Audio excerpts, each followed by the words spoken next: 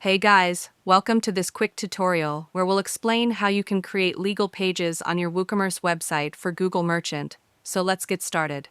First, log in to your WordPress dashboard. From the left-hand menu, go to Pages and then Add New. Now, you need to create a few important legal pages that Google Merchant Center requires before approving your store.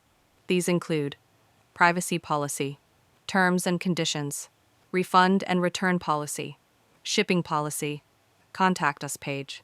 Let's start with one example, the privacy policy. Type the title Privacy Policy at the top, and in the main text area, add details like what data you collect, how it's used, and how customers can contact you. Then do the same for your refund, shipping, and terms pages. Make sure each page clearly explains your business policies because Google checks these pages for transparency before approving your products. Once you've created all the pages, publish them. Now go to Woocommerce, then Settings, then Advanced.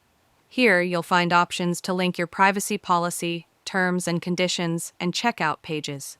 Select the correct pages from the drop-down menus and click Save Changes.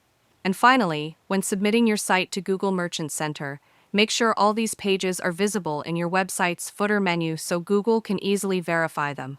And that's it now. You know how to create and set up all the required legal pages for Google Merchant in your WooCommerce store.